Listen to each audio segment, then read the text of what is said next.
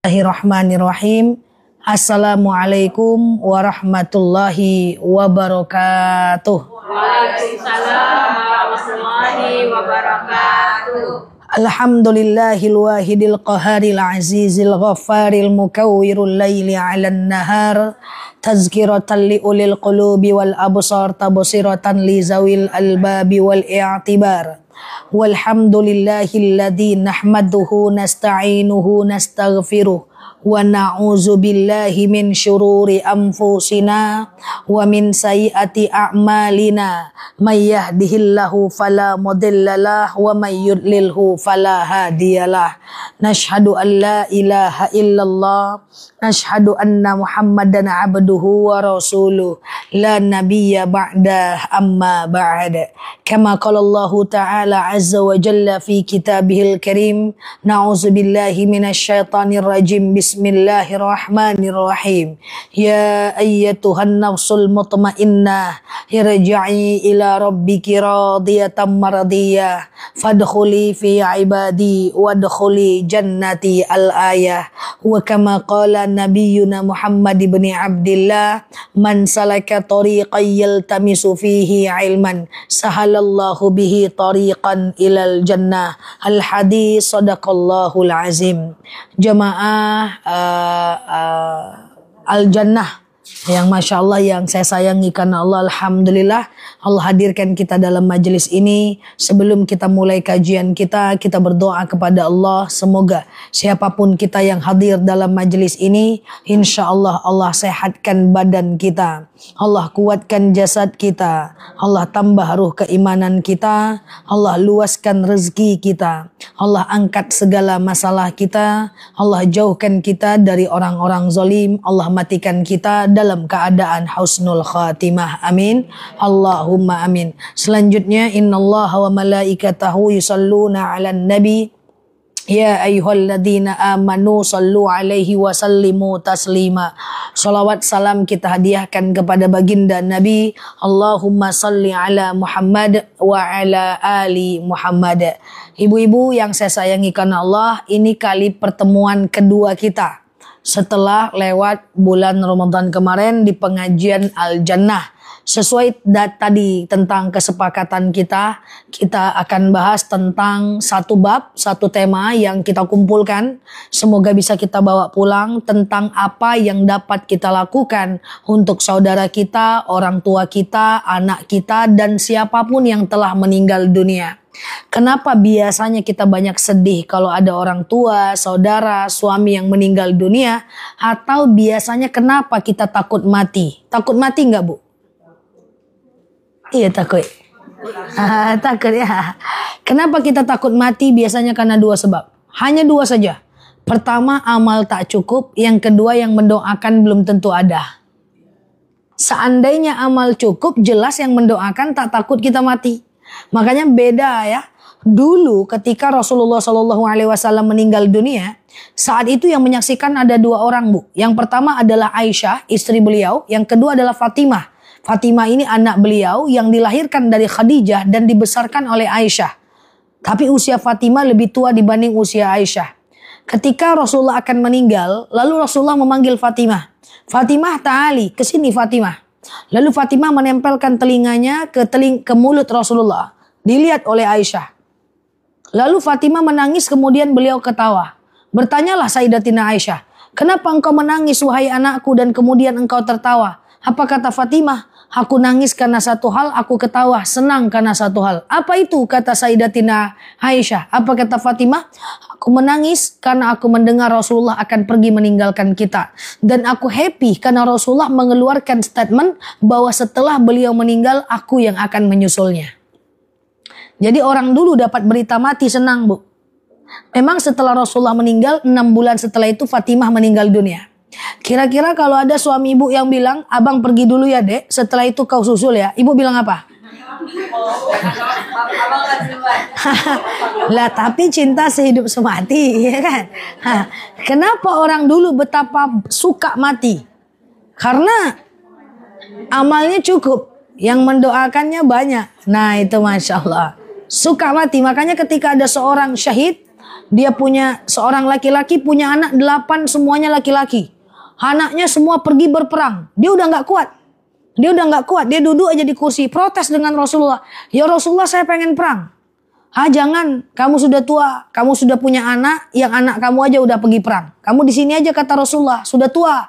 Lalu dia protes, ya Rasulullah, aku pengen perang. Nggak usah Pak, udah tua Pak. Biar aja anak Bapak yang perang.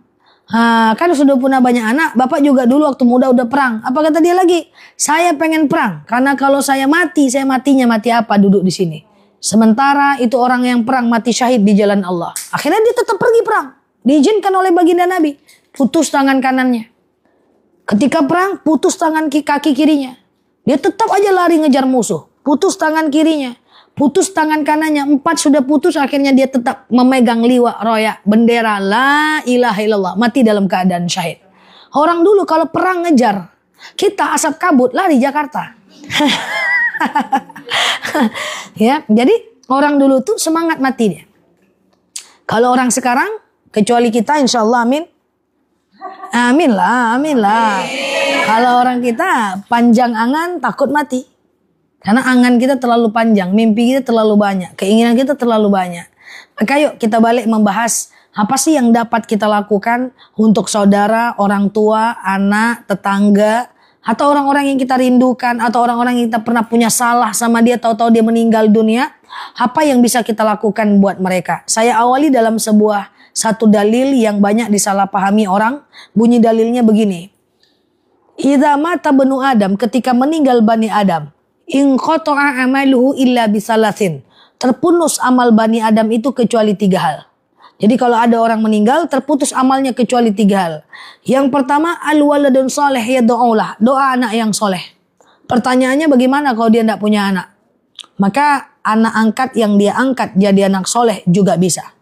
Jadi yang pertama adalah al-waladun soleh yad'ulah, doa anak yang soleh. Yang kedua adalah al-ilmu yuntafa'u bih, ilmu yang bermanfaat. Yang ketiga adalah shadaqatun jariyah, sedekah jariyah. Jadi kalau meninggal Bani Adam, maka terputus amal Bani Adam itu kecuali 3 hal. Ilmu yang bermanfaat, doa anak yang soleh, sedekah jariyah. Banyak orang salah paham terhadap hadis ini.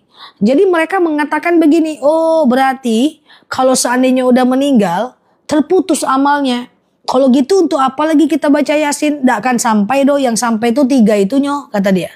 Untuk apa lagi kita mendoakan orang meninggal? Gak bakal sampai, yang sampai cuma 3 itu katanya. Ngapain kita ziarah? Gak bakal sampai, yang sampai cuma 3 itu katanya. Sehingga baca Yasin jadi bid'ah, ziarah jadi bid'ah. Pernah dengar begitu? Jadi yang benarnya gak kayak gitu. Penafsiran hadisnya adalah idza mata banu Adam, ketika meninggal Bani Adam, in qata'a amaluhu, terputus amalnya. Amal siapa yang terputus? Amal siapa? Amal orang meninggal. Ketika meninggal Ustazah Nela, terputus amal Ustazah Nela. Yang tadi pengajian tak pengajian lagi, yang tadi baca Quran tak baca Quran lagi, yang tadi berzikir tak berzikir lagi, yang tadi nguji tak nguji lagi, yang tadi mengajar tak mengajar lagi. Yang terputus adalah amal saya yang meninggal. Adapun amal orang lain untuk saya tetap tidak terputus. Nggak putus. Yang putus cuma ada orang meninggal. Ya iyalah dia udah meninggal. Nah, maka ketika orang tua kita meninggal, dia cuma bawa 3 dan belum tentu dia punya 3 itu. Dia cuma bawa 3 dan belum tentu suami kita punya 3 itu. Pertama, doa anak yang soleh. Anaknya kayak kita lah, cuman Nokia 3315. Menangguang-nangguang lo keimanannya kan. Sekare ulah, sekare balu ya. Malaikat aja pening nyatat amal kita. Kadang kita baik, kadang enggak. Tapi sini baik semuanya nih. Oke. Yang kedua adalah sedekah. Yang kedua adalah as-shadaqatun jariyah. Jadi kalau orang tua kita meninggal tuh, dia akan membawa sedekah jariyah. Apa itu beda sedekah biasa dengan sedekah jariyah? Sedekah biasa, sesuatu kita kasih tapi untuk 1 orang. Saya ambil uang, saya kasih fakir miskin, sedekah biasa. Saya ambil makanan, saya kasih teman saya, sedekah biasa.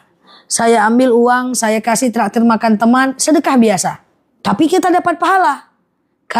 Dan kita dapat doa kalau dia doain kita. Kita ambil makanan, kita kasih ke anak yatim, sedekah biasa. Pahalanya tidak ngalir, tapi kita dapat doa. Sampai sini paham? Apa beda dengan sedekah jariyah? Sedekah jariah, sedekah dibawa mati. Jariah itu artinya jaro yajri, artinya adalah berjalan, berlari. Sedekah yang terus berlari kalau kita meninggal. Bedanya apa? Kalau sedekah jariah, sesuatu kita kasih tapi dipakai banyak orang. Ambil mukena, taruh ke masjid, dipakai banyak orang, sedekah jariah. Ambil sendal jepit, taruh ke masjid, dipakai orang ngambil wudhu, sedekah jariah. Ambil Quran, taruh ke masjid, dipakai banyak orang, wakaf Quran, sedekah jariah. Paham tak? Jadi sedekah jariah itu dipakai banyak orang. Kalau ada mukena di rumah 6, jangan ditumpuk-tumpuk. Ambil 3, taruh ke masjid.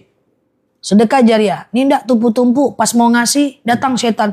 Nanti datang tante dari kampung Mbak Alo, yuk masuk lo ya. Ada berapa kain sarung di rumah? Ambil sebagian, taruh ke masjid, sedekah jariah. Atau kalau ada rezeki sekalian, bangun masjid. Man bana lillahi masjidan banallahu bihi baitan fil jannah. Siapa yang membangun masjid di dunia, Allah akan buatkan untuknya rumah di surga. Pas mau masuk surga, malaikat nanya, kemana? Malaikat, tuh rumah aku di dalam. Kalau bangun masjid. Kita dapat kaplingan tanah di surga kalau kita bangun masjid. Sedekah jariah. Ya. Makanya kalau di masjid di tempat rumah ibu, maaf ada rezeki lebih. Kadang-kadang kita punya rezeki tapi kita nggak punya inisiatif, saya ingatkan. Seandainya ada masjid di dekat rumah ibu, bayarkan listriknya sedekah jariah. Seberapa lah cuma listrik? Setidaknya bagi ibu-ibu, murah saja. Iya kan? Atau misalnya ibu ambil kain sarung taruh ke masjid. Atau misalnya lampu jalan dekat masjid. Itu semuanya sedekah jariah. Ngalir kalau kita meninggal dunia.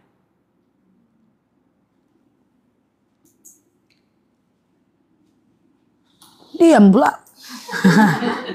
Makanya yang saya bingung itu di masjid ada jam dinding, saya ceramah kan lihat jam. Kenapa? Karena ceramah itu kan kapan prolog, kapan isi, kapan epilog. Ceramah harus selesai. Walaupun waktu 20 menit, walaupun waktu 30 menit, tapi harus tahu kapan di jaurum panjang angka berapa harus masuk poin ini, harus masuk poin ini. Semua ustadz kan begitu. Supaya ceramahnya itu bisa dibawa pulang. Jangan sampai gantung waktu habis. Ada satu masjid, saya ceramah mati jamnya. Saya tengok jam dari HP. Sampai 2 tahun mati juga jamnya masih. Apa salahnya jemaahnya belikan baterai, cucukkan. Cus, amal jariah. Dipakai banyak orang. Paham? Makanya lampu teras rumah tuh terangkan sedikit. Dipakai banyak orang, terang jalan. Ini lampu teras 5 watt. Serondok pula letaknya tuh. Jam 12 hidup. Belum azan subuh udah mati. Padahal kalau kita sadar, itu adalah sedekah jariah. Atau kita punya tanah, kasih sedikit untuk jalan. Sedekah jariah. Masya Allah. Nah sedekah jariah bawa mati. Nah kita siapkan itu. Pertama doa anak yang soleh. Yang kedua sedekah jariah. Yang ketiga ilmu yang tafa'u bih. Ilmu yang bermanfaat. Apa ciri ilmu yang bermanfaat?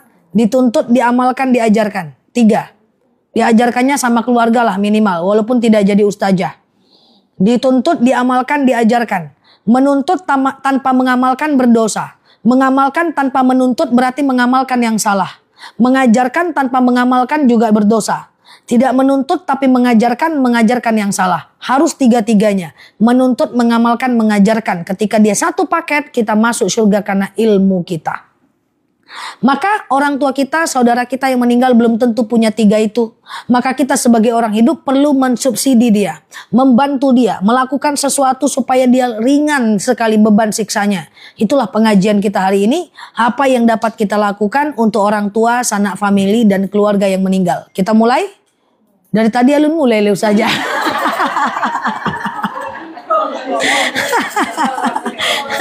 Oke ya Allah. Kita mulai. Wah, baru mulai. Ya, ceritanya tadi itu dia. Jadi kalau orang tua meninggal dia cuma bawa 3 itu. Nah, pertanyaannya apa yang kita bisa bantu untuk dia? Kita mulai. Yang pertama, iza mata banu Adam, ketika meninggal Bani Adam, faqra minal Qur'an, faqra khataman minal Qur'an li ahliha. Hatamkan Quran untuk orang yang meninggal itu. Nah, itu caranya, Bu. Misalnya ibu, kita ada orang tua meninggal, menantu meninggal, teman meninggal, tetangga meninggal. Kita pengen melakukan sesuatu buat dia. Mungkin kita pernah nyakiti hatinya. Mungkin kita belum sempat minta maaf. Hatamkan Quran buat dia. Saya jelaskan caranya. Tentukan kapan dan berapa lama pengen hatam. Misalnya pengen hatam dalam 1 bulan. Caranya baca 2 lembar setiap habis sholat. 2 lembar subuh, 2 lembar zuhur, 2 lembar asar, 2 lembar maghrib, 2 lembar isya. Berarti sehari 10 lembar. 10 lembar itu 1 juz. Kali 30 hari 30 juz. Caranya gimana? Caranya sebelum baca Quran berdoa. Ya Allah, saya baca Quran. Dengan baca Quran ini, lapanglah kuburan orang tuaku. Berhenti malaikat menyiksanya. Ringanlah siksa kuburnya. Terangkanlah kuburannya. Angkat segala dosa-dosanya. Terimalah amalnya. Pakai bahasa Indonesia aja.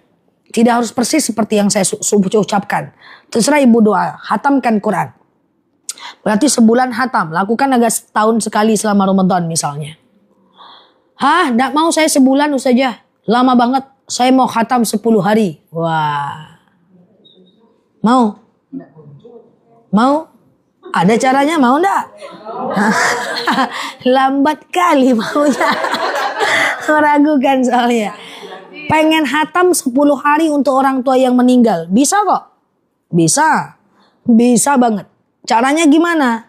Caranya baca 3 lembar sebelum dan setelah sholat. Subuh. Sebelum subuh 3 lembar, setelah subuh 3 lembar. Zuhur 3 lembar sebelum, 3 lembar setelah. Asar 3 lembar sebelum, 3 lembar setelah. Maghrib 3 lembar sebelum, 3 lembar setelah. Isya 3 lembar sebelum, 3 lembar setelah. Berarti berapa? 1 hari 3 juz. Kali 10 hari 30 juz. Hatam. Bisa? Lambe angguanya. Loh kenapa 3 lembar sebelum dan 3 lembar sesudah Ustazah? Nah, karena saya praktekkan sebelum saya menyampaikan. Saya pernah langsung 6 dalam habis sholat langsung 6 lembar. Hoi, mantap rasanya. Lutut kepocongan. Hei, mantap kali Bu. Ini udah biru-biru gitu. Apa nih udah biru? Apa Quran saya kecil gitu. Dalam hati saya kalau saya sampaikan enggak sanggup ibu-ibu nih. Apalagi kalau udah usia tahajud menjelang subuh. Saya survei lagi, saya coba cara kedua. 3 lembar sebelum. Terus kita sholat dulu. Enak dulu badan kita. 3 lembar setelah. Ternyata lebih aman. Jadi insya Allah bisa 3 lembar sebelum, 3 lembar setelah. Kalau mau berbuat untuk siapapun yang telah meninggal, lakukan hatam dalam 10 hari. Nggak mau saya 10 hari, sebulan juga nggak mau. Saya tim santai tapi pasti. Oke, 4 bulan. Hatamkan dalam 4 bulan, caranya 2 lembar setiap hari. Tidak tiap habis sholat, tiap hari. Oh, saya ini tim yang slow Ustazah. Saya pengen hatam dalam 1 tahun. Boleh. Baca 1 ayat setiap habis sholat. Subuh, bismillahirrahmanirrahim. Alif lam mim. Shadaqallahul azim. Zuhur. Barangkali kan, ya kan? Zuhur. Dzalikal kitabu la raiba fihi hudal lil muttaqin. Shadaqallahul azim. Ya udah, 1 ayat setiap habis sholat, maka 1 tahun hatam. Nggak apa-apa daripada 50 tahun dah hatam-hatam. Hatam terakhir waktu TK. Iya kan?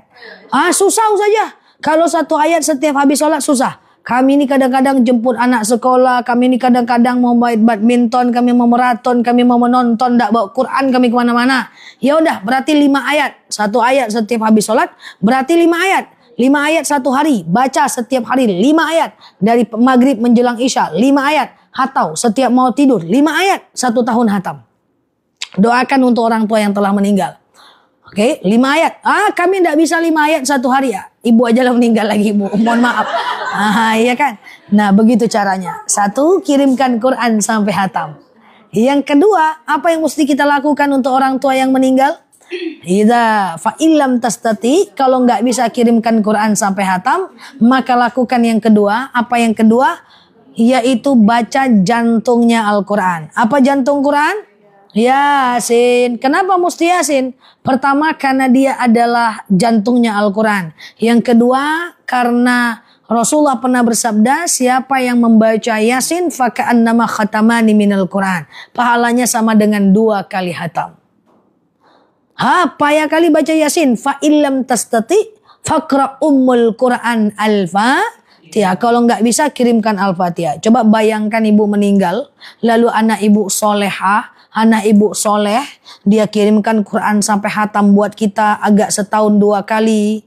Lalu setiap malam Jumat, setiap hari Jumat dia kirimkan Yasin, dia doakan pahalanya buat kita.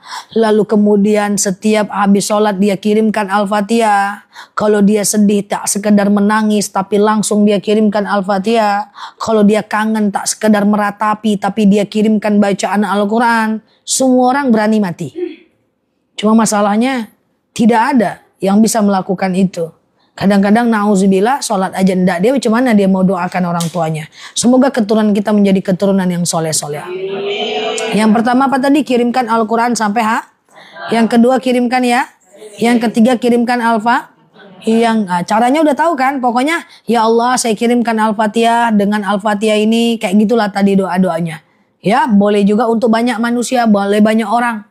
Ya, boleh banyak yang kita doakan ya. Kemudian yang keempat, perbanyak mengirimkan wasilah. Apa namanya? Wasilah lagi? Wasilah. Apa itu wasilah? Wasilah itu adalah kita berbuat baik dan mendoakan pahalanya untuk orang yang meninggal. Contoh, misalnya saya sedekah. Misalnya nih wasilah, contoh misalnya saya sedekah. Ya Allah, saya sedekah. Dengan sedekah saya ini, lapanglah kuburan orang tuaku. Nah, itu bisa. Sedekah bisa diwasilahkan. Semua ibadah sunnah bisa diwasilahkan. Jadi gini, kita ini kan ada sedekah subuh tiap subuh. Yang belum melakukan sedekah subuh, semoga bisa melakukan. Sedekah subuh pahalanya luar biasa. Karena di waktu subuh, malaikat turun ke permukaan bumi dan mendoakan orang yang bersedekah di waktu subuh. Setiap bangun subuh dari azan subuh sampai habis waktu subuh itu masukkan uang ke celengan. Celengan sedekah subuh namanya. Masukkan 2.000, 2.000, 2.000, 2.000, 2.000, 2.000 atau 5.000, 5.000, 5.000, 5.000. Setelah nanti dia terkumpul, maka kita boleh sedekahkan. Sedekahnya dalam bentuk makanan, dalam bentuk tak termakan kawan, kasih makan kucing, atau kita sekedar taruh lagi ke masjid gitu ya. Itu kalau bisa usahakan di hari Jumat. Kita sedekah subuhnya diserahkan di hari Jumat. Dan kita berdoa itu. Ya, kita berdoa. Kan ada doa sedekah. Rabbana taqabbal minni. Ya Allah, terimalah dariku. Kalau nggak pakai doa itu nggak apa-apa. Lalu kemudian kita doa, ya Allah, saya sedekah. Dengan sedekah ini yang tadi, lapanglah kuburan makku, ringan sisa kuburnya, berhenti malaikat menyiksanya. Itu namanya wasilah. Jadi kalau ibu pengajian di masjid-masjid, ada bakul lewat, ibu kan masukkan duit tuh 2.000 tuh. Nggak, sini wajahnya 2.500 sih. Masukkan tuh ke bakul masjid tuh 5.000 gitu ya. Nah, ketika ibu masukkan, ibu doa bu, jangan lupa. Ya Allah, saya sedekah, dengan sedekah saya ini doakan orang tuanya yang telah meninggal dunia. Tapi jangan ibu tahan bakulnya bu. Ngapa kok lama kali? Aku doa dulu, jangan. Ya, jadi biarkan dia lewat dan kita berdoa dalam hati kita. Wasilah. Wasilah itu bisa dalam bentuk kita baca Quran, kita doakan pahala buat dia. Kita sedekah, kita doakan pahala buat dia. Ya, atau kemudian kita bisa melakukan wakaf ya, lalu kita doakan pahala kita buat dia. Boleh, itu namanya wasilah. Ya, bisa dilakukan pada ibadah-ibadah sunnah. Nah, wasilah ini tidak hanya untuk orang meninggal, bisa untuk kita. Ya, contoh misalnya nih, kita kejebak macet. Lalu kita pengen nih lancar. Lalu kita sedekah nih ke orang susah di jalan nih. Ya Allah, saya sedekah 10.000. Dengan sedekah ini, lapanglah kuburan orang tuaku, berhenti malaikat menyiksanya, ringan sisa kuburnya. Hindarkan aku dari macet ini ya Allah. Mudahkan urusanku hari ini ya Allah. Bisa. Itu wasilah. Apa bedanya dengan nazar? Kalau nazar, kita dapat dulu keinginan kita, baru kita bayar ibadah. Kalau wasilah, kita ibadah dulu, baru kita doakan. Contoh nazar. Ya Allah, kalau anak perempuan saya lahir dengan selamat, saya akan sedekah 2 juta ke anak yatim. Yang tadinya sedekah hukumnya sunnah jadi wajib. Ya dong. Tapi kalau wasilah, ya Allah, saya sedekah 2 juta dengan sedekah ini lahirkanlah anak saya dengan selamat. Beda. Paham bingung? Ibu suka nazar atau wasilah? Wasilah. Bebas. Cuma nazar ada beban. Nazar itu katanya ibadah kulit. Hah? Nazar itu katanya ibadah yang kulit. Oke. Nazar itu apakah ibadahnya orang-orang pelit? Bisa jadi iya, bisa jadi enggak, Kak. Saya jelaskan. Yang pertama, nazar itu ada syariatnya. Jadi syariat itu baik semua, nggak ada yang jelek. Yang kedua, dia bisa jadi pelit kalau kasusnya seperti ini. Contoh, kita nggak pernah sholat, nggak pernah puasa, nggak pernah pengajian, nggak pernah baca Quran. Giliran punya keinginan, ya Allah kalau lulus PNS nanti aku pokoknya sholat tahajud 8 rakaat 1 bulan. Pelit dong. Iya dong. Pas lulus baru dia mau tahajud. Tapi kalau dia sudah orang baik-baik, dia sholat walaupun cuma 5 waktu, dia baca Quran walaupun sekali sehari, dia sholat sunnah juga, dia puasa juga, tahu-tahu dia punya keinginan, dia nazar, itu nggak pelit. Nazar itu pelit kalau digandengkan kepada orang-orang yang tidak ibadah.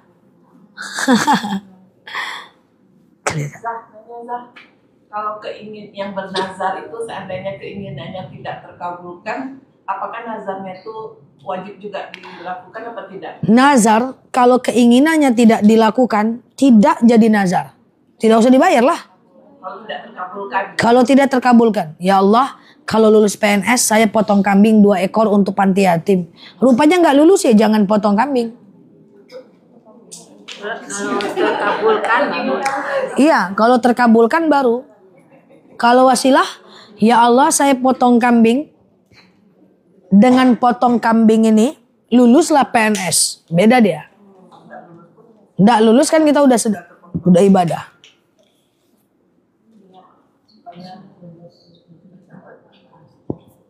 Ada lagi? Pasti kalau misalnya kan nazar tuh, misalnya anak saya lulus di universitas negeri, saya gini-gini terus, tidak ada kita bayar, nanti sampai meninggal kita wajib. Baik.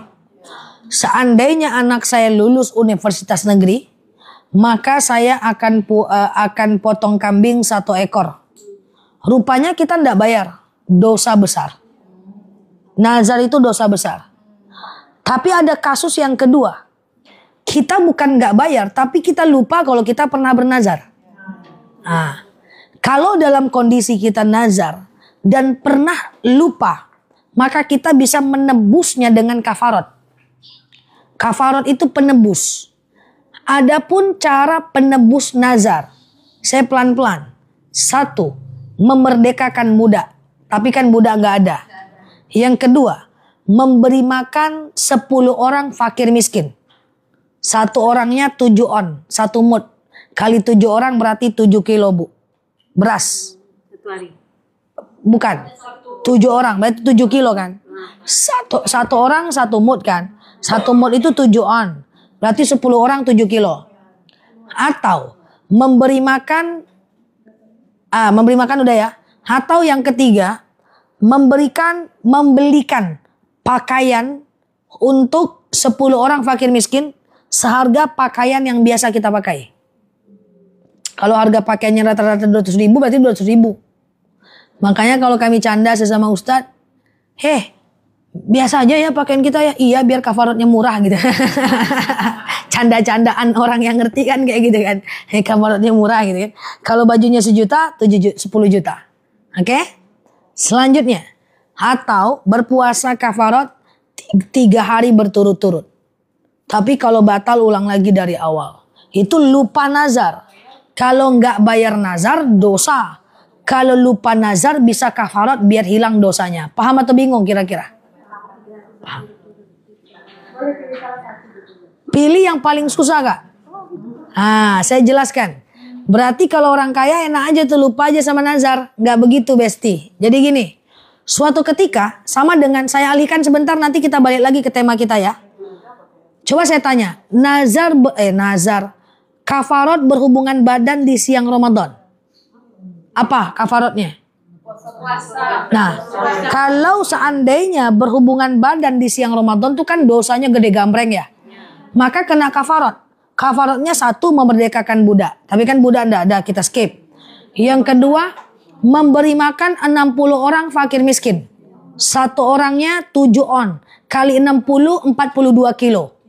Atau memberi makan atau berpuasa 60 hari berturut-turut. Kalau batal sehari, lanjut lagi, ulang lagi. Kecuali haid. Dari 0 Kak? Dari 0. Kalau haid lanjut. Dua-duanya berarti Zah. Iya. Nah, saya ini cocok untuk menjawab pertanyaan tadi. Pilih yang mana, Zah?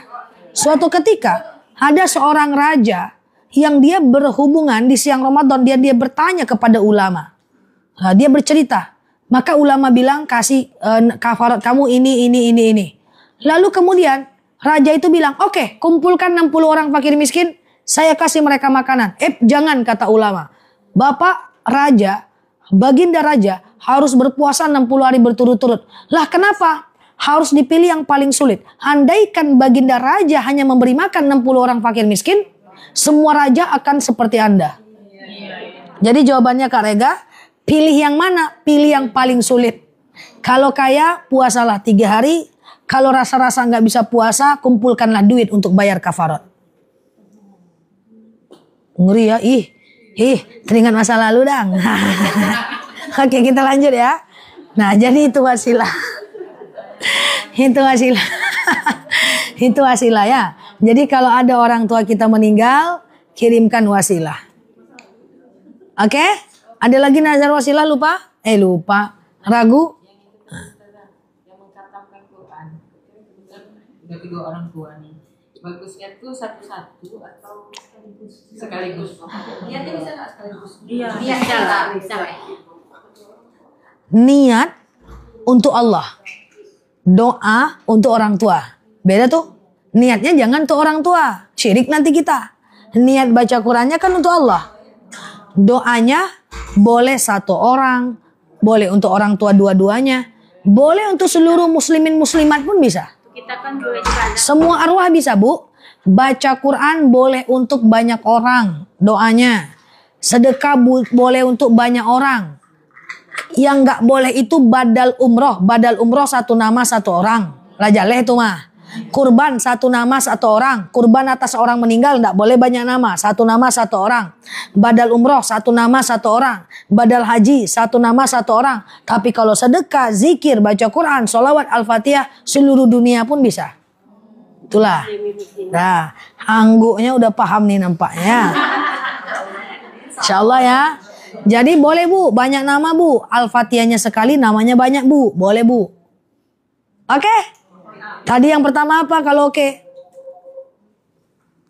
Yang pertama, khatamkan Al-Quran untuk orang meninggal. Yang kedua, Yasin. Yang ketiga, Al-Fatihah. Yang keempat, wasilah. Yang kelima, apa yang dapat kita, yang kelima adalah apa yang dapat kita lakukan untuk orang yang meninggal adalah ziarah kubur.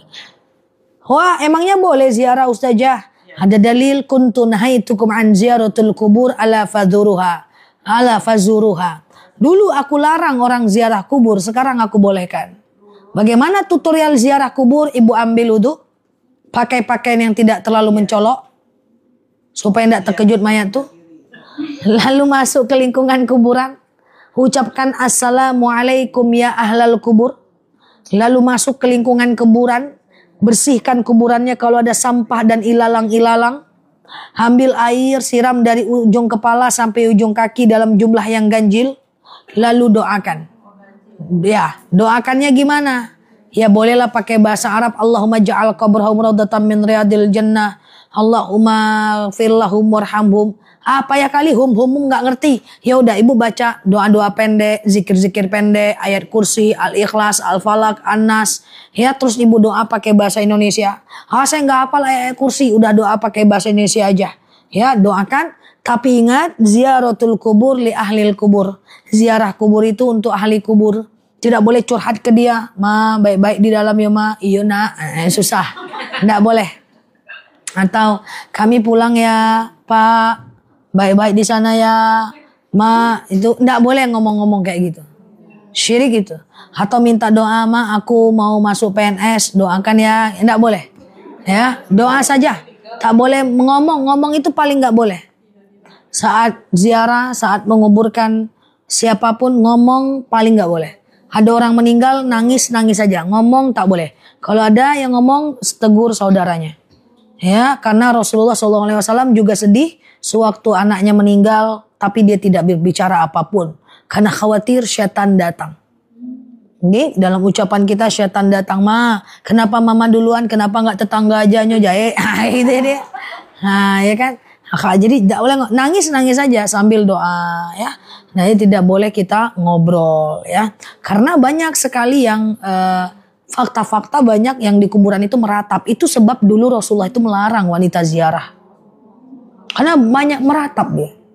Meratap, ngobrol. Apa bahasa yang nangis tapi meratap. Beda nangis dengan ratap. Ratapan tuh ngomong. Nah, itu nggak boleh ya. Karena faktanya ada dengan PD-nya jemaah saya di sini di Pekanbaru, habis ceramah, "Ustazah ya, hadir ke nikah saya Ustazah, mantap Bu. Alhamdulillah saya diizinin suami saya nikah lagi Ustazah." Terkejut saya, "Nikah lagi gimana Bu ceritanya?" "Iya, saya udah izin sama suami saya, Alhamdulillah Ustazah." "Coba jelasin gimana Bu?" Saya salah dengar. Jadi ceritanya suami saya itu kan meninggal Ustazah. Wah, saya langsung, meninggal suaminya. Terus gimana Ibu izin sama suami kalau suami Ibu meninggal? Nah, ini fakta nih. Saya datang ke kuburannya Ustazah. Saya bilang, bang, aku nikah lagi ya Bang." Saya bercanda, dijawabnya enggak Bu? "Ya enggak lah Ustazah. Oh, dia udah meninggal." Nah, kayak gitu enggak boleh. "Ibu kok nikah aja Bu." "Jangan bang, izin aku nikah lagi ya Bang." Dijawab nanti, "Iya, nanti aku datang pas jawab kubur." Nah, tapi harus habis dulu masa idahnya kalau mau nikah. Ya, jadi kayak gitulah. Jadi ziarah kubur itu lakukanlah. Ya, entah hari Jumat, entah sekali sebulan. Nah, ya, jangan sekali setahun, terlalu lama. Suatu ketika Rasulullah jalan di antara dua kuburan. Sebagai penutup, kuburan sebelah kanan mayat sedang disiksa karena kencing tak cebok. Kuburan sebelah kiri mayat disiksa karena kencing berdiri. Lalu Rasulullah jalan di antara dua kuburan itu, bertanya Abu Bakar dari belakang, "Engkau sedang apa ya Rasulullah?" "Saya sedang membersihkan kuburan ini." "Ngapain kau bersihkan kuburan ya Rasulullah?" "Aku ingin meringankan beban siksa ahli kubur." Jangankan mendoakan, membersihkan kuburan saja meringankan siksa. Ziarahlah.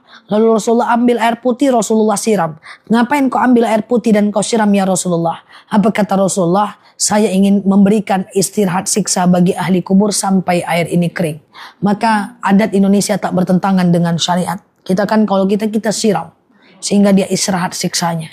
Ya, semoga Allah mudahkan kita mengamalkan apa yang kita sampaikan ini. Insya Allah.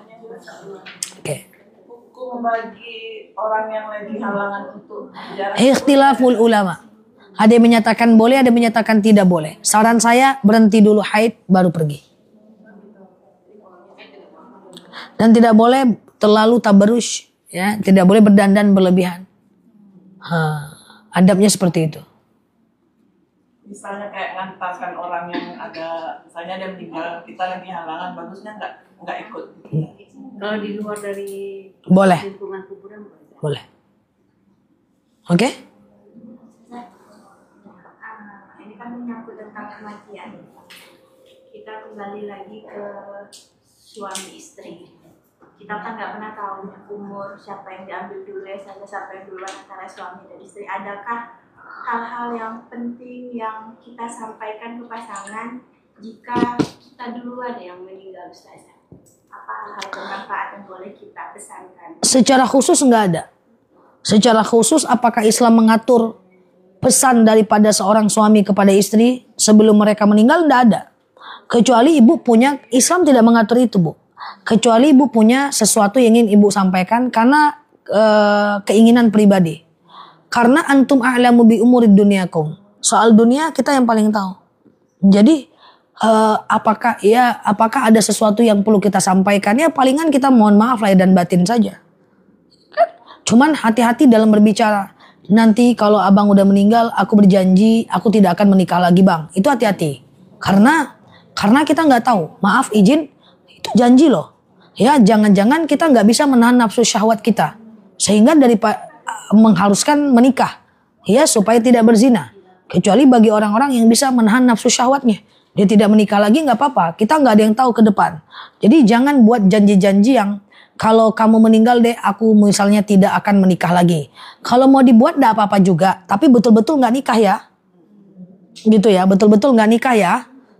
Tapi jangan sampai dibuat janji tahu-tahu tidak ditepati, karena itu soal biologis juga, ya. Kecuali kita mampu.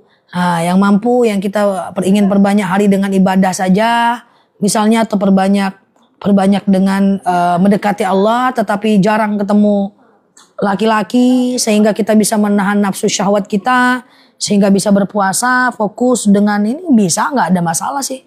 Ya, cuma kalau bisa yang itu jangan, ya.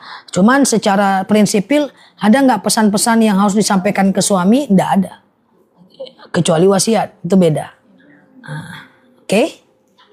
Ada yang sudah pernah? Kalau abang meninggal aku tidak akan nikah lagi?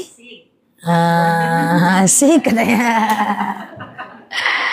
Oke. Dah? Oke? Cuman kalau udah sakit-sakit, banyak-banyaklah minta maaf. Sakit-sakit dia di rumah sakit tuh jangan nganga-nganga aja. Bacalah Al-Quran, mohon maaf lahir batin ya bang, mohon maaf lahir batin ya dek. Jangan nganga-nganga aja, dia udah sakit. Kalau dia sudah mau meninggal, jangan ditinggal. Semoga bisa ditalkinkan di akhir gitu. Kalau apa aja, misalnya kalau dia meninggal, kamu nggak boleh nanti nikah lagi gitu. Itu gimana? Oh, enggak boleh dia melarang, Bu. Nah, misalnya nih Bu, ibu dibilang sama suami, kalau kamu meninggal kamu jangan nikah lagi ya. Itu cuman kalau saya meninggal kamu jangan nikah lagi ya. Ibu begitu kan, Bu? Enggak. Canda ya, Bu, canda ya, Bu. Tos dulu, Bu. Iya. Misalnya nih suami ibu bilang, nanti kalau seandainya saya meninggal kamu jangan nikah lagi ya. Yang penting ibu jangan bilang iya, Bu. Gitu kan. Ibu ambil aja teh ke belakang, Bu. Karena begini, Bu. Itu harapan dia. Dia tidak bisa memerintahkan itu. Karena tidak ada seseorang yang bisa melarang orang lain menikah. Karena setelah habis masa iddah ibu berhak menikah lagi, Bu. Nah, yang penting ibu tidak ada janji di sana. Tapi sungguh pun ibu pernah berjanji, yang penting ibu tepati, tidak ada masalah. Tidak apa-apa juga. Nggak ada masalah juga. Ya. Nah, setelah meninggal tak mau nikah lagi, dosa nggak?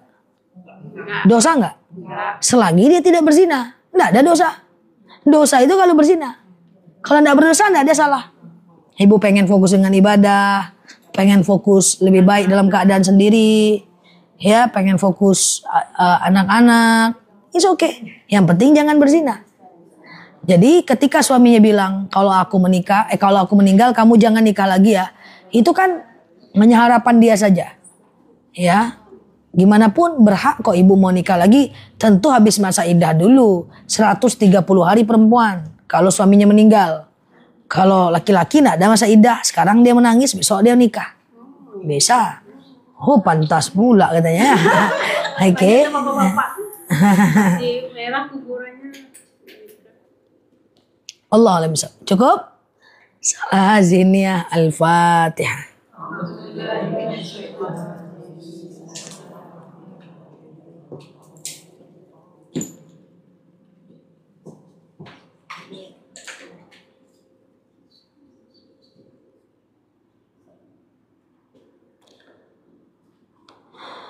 Amin ya Allah, amin ya Rahman.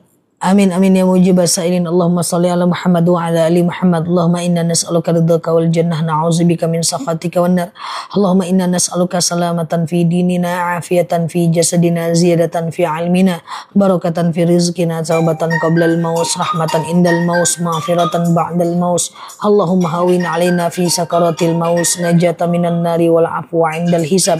Allahumma antas salam minkas salam wa ilaika ya'udu salam, fahyina rabbana bisalam wa dakhinal jannata darussalam, tabarak rabbana wa ta'ala ya hazal jalali wal ikram. Allahumma inna na'udzubika minal hammi wal hazan, na'udzubika minal ajzi wal kasal, na'udzubika minal jubni wal bukhli, na'udzubika min ghalabati daini wa qahari riyal.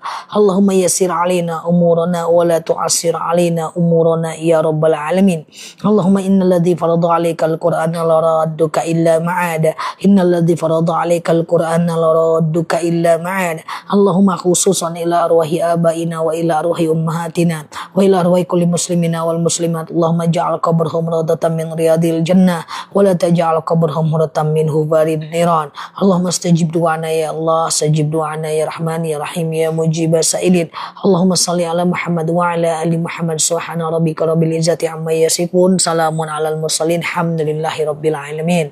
Assalamualaikum warahmatullahi wabarakatuh.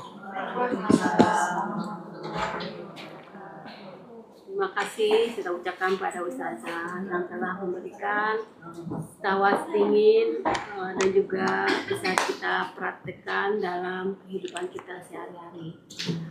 Demikianlah acara kita pada siang ini. Mohon maaf atas kesalahan. Wabillahi taufiq wal hidayah. Assalamualaikum warahmatullahi wabarakatuh. Waalaikumsalam warahmatullahi wabarakatuh. Teman-teman, thank you ya yang sudah mampir ke akun aku ya. Teman-teman yang baru mampir boleh klik foto aku di pojok kiri atas ya. Kemudian follow, aktifkan tombol loncengnya ya, agar teman-teman dapat video terbaru dari aku. Dan yang terlambat hadir di live kali ini bisa lihat ceramah aku ini di channel YouTube-nya aku ya. Teman-teman pergi aja ke channel YouTube aku, nanti akan aku upload rekaman daripada video ini di channel aslinya aku ya, teman-teman ya, di channel aslinya aku. Dan tidak boleh mereupload video ceramah di channel YouTube yang lain ya. Nah, teman-teman semuanya yang baru mampir, klik foto aku di pojok kiri atas, follow, aktifkan tombol loncengnya. Semoga Allah mudahkan, Allah sehatkan kita ya. Terima kasih semuanya, sampai ketemu di live berikutnya. Semoga teman-teman bisa fokus, kita belajar lebih baik, dan semoga betah belajar di akun ini ya. Oke, thank you ya semuanya ya guys. Ya, habis terlambat ya, angkat kaki sebelah. Channel YouTube-nya nama aku sendiri, Ustazah DR Nela Luki.